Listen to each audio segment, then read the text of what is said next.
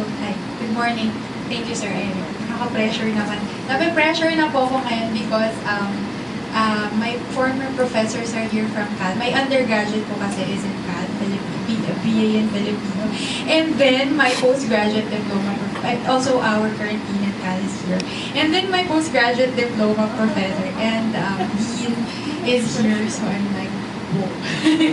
So bear with me po with this reaction, but kasi gusto ko sana sabihin yung context, but no. Last option for this. But anyway, good morning everyone. I would like to thank the organizers po for giving me this opportunity to be able to listen and learn from our distinguished speakers and our lecturers today. For one, I have read Dr. Alampay et al.'s paper and have acquired, of course, an in-depth knowledge on the subjects that have always been areas of my interest, i.e.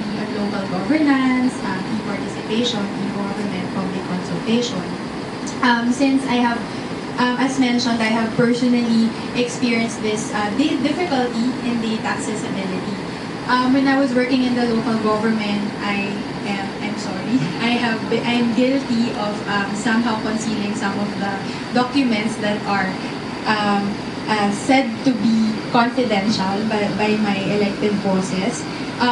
But now, karma is really around the corner. Since I'm working in the national government, the data accessibility is difficult in terms of us getting the data from the implementing agencies to be able to monitor and evaluate projects and project implementation, project success and project implementation of our social and economic infrastructure. So anyway, this paper and its subject po is essentially especially essential because it presents that although we have a full disclosure policy, we also have to look at some of the difficulties in terms of open governance participation, open governance system in the Philippines, and that there are really problems in terms of standardizing the formats for all LGUs, and that is very important actually. But also we have to consider that LGUs have different income classifications, so they have also budget constraints with regard to that. Perhaps that's the reason why when you go to websites of some LGUs, some are functional, some are not, some are information overloaded, but not all data are actually important. No, for analyzing what they're going through in that LGU. So, we also realized that although the past administration did exert effort in terms of open governance, but we still have a long way to go in the openness and accessibility of data here in the Philippines, considering that we are one of the first few to be part of the OGP. Ngayon ko lang nalaman, thank you sir, of the paper, that we are one of the first in 2011. In point of fact, as I have mentioned, in our service or division, I am working at the Policy Formulation Division of the center. The inaccessibility of data has been proven to be a roadblock into efficiently and accurately undertaking monitoring and evaluation. And that is, in effect, also a roadblock into coming up with policies that might address the gaps in the institutional and legal framework in project development until implementation. So, at this point naman po, however, I shall veer away from the traditional reaction comment format. Usually, I do, for example, yung structure, format, the paper, and then the content. But this time, I was asked to compare also the open governance system of Korea with that of the Philippines. As mentioned, kasi, di ba, Korea, when I went back here, it was also a doomsday for me to surf the net, no?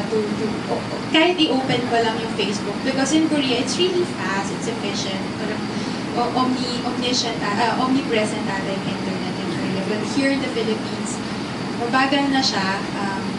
The communications and the transportation really hit me. And I was there for like more than a year now. So with that, I would like to also share and try my best to at least give us a glimpse of how they do it in Korea.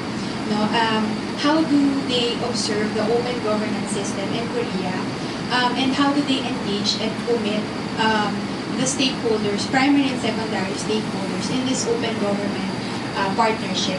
And then we could actually observe Korea's best practices that may be able to, yes po, eto na, that may be able to, that we may be able to apply here in the Philippines. So Korea has been pursuing e-government as a crucial means to make its government more competitive, including the broadband internet. No? So what they did po, in Korea is that in the 1980s, they laid the groundwork for e-government. What do you call this? They did the interoperability of agencies through the National Basic Information System. After which, they streamlined all the applicable laws and institutions in the 1990s, such as the Administrative Appeals and the Civil Petition Treatment Act. This is some sort of their full disclosure policy and FOI. So the Korean government made the implementation of e-government a major national agenda for the 2000s, meaning the 11 major tasks for e-government in 2001 to 2002 and the 31 major tasks of road mapping the e-government was trickled down to the local governments. In Korea, the setup is that the mayors of the autonomous districts are appointed. Only the metropolitan mayors are elected. So that's why it was easier for them to do the top-down approach rather than the bottom-up. Okay. So as a result, e-government in Korea has become firmly established in all areas of the Korean government. And this produced visible results. Both efficiency and transparency of the administrative work have been significantly improved. The civil services have been greatly enhanced, and the opportunities for people, CSOs, to participate in the policy-making process have been expanded. And the way they define the policy-making means that budgeting, planning, the public finance is within their policy-making process. And they also have a unified framework of how they do the budgeting and planning in the local and the national. So, mabilis at the same time, smooth yung complement of the national and local plans.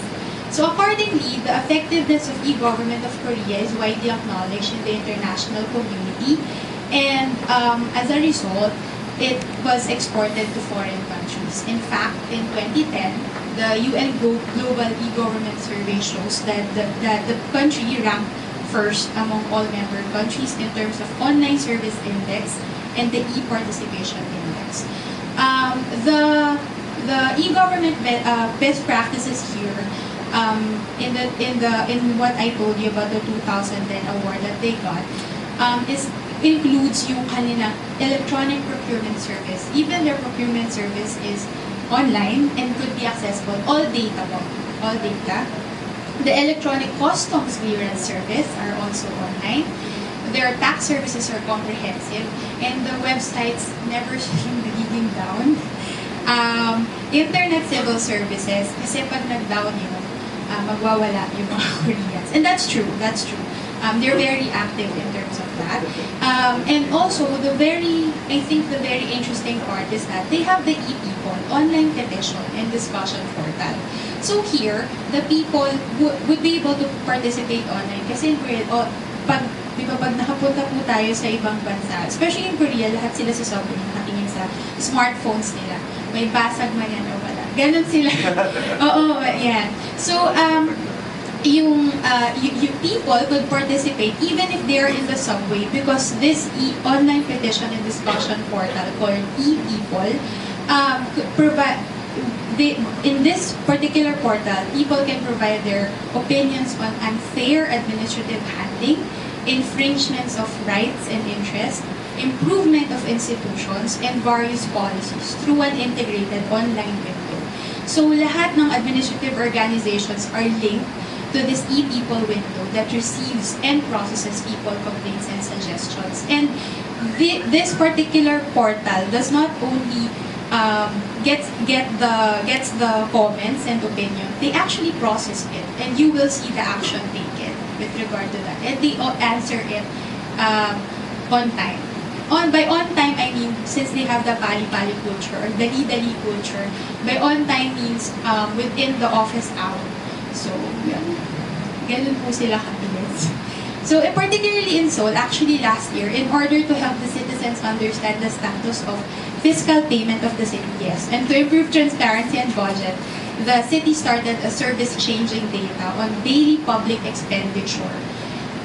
They made it into infographics and provided them to the citizens. So as we can see, here in the Philippines, the effort is to have the citizens and the citizens do have an access to the data somehow, pero kulang pa rin. But in Korea, the citizens, the stakeholders, the primary and secondary stakeholders do have the access, but at the same time, they can analyze, evaluate, and voice out, their opinions with regard to how the institutions should be reformed, etc.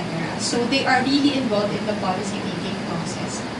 So lessons that we could at least get from the discussion of this Korean open governance system.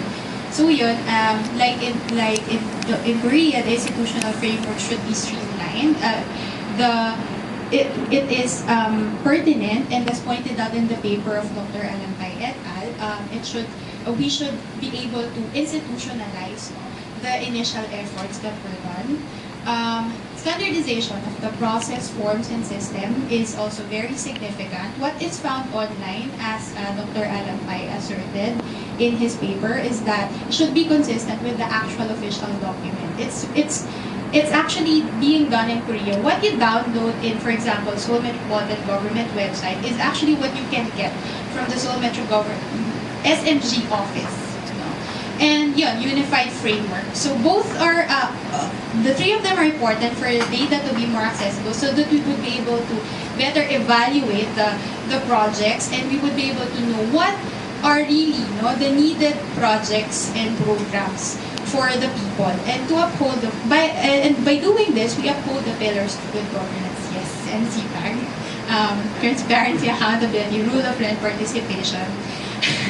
And so yeah, Korea, Seoul in particular, makes good plans, come up with better decisions, and undertakes best implementation strategy due to accessibility of stakeholders and due to the fact that they are also involved in decision making. Right now, they have the smart city concept, which means na mas involved na ngayon lahat, as in they are going to get the majority of the population's opinion. So, kung dati, it's around 50 to 60% time, now it's 80 to 90. Kasi kahit na ma-smartphone yung Koreans, they are more on the other trivial things, or G-market, buying online. So now they are encouraging more and more people, especially young people, to be involved in policy making. So their approach may be not perfect, because there are issues, there are concerns as well, especially that they're extremely top-down and very hierarchical. But the lessons that we may have observed from their approach should be explored in order to address the issues that were discussed by Dr. Alampay as presented a while back with regard to the open governance system and the local fiscal transparency. Ayun lang po. So with that, I would say, kamsahamnida. Thank you.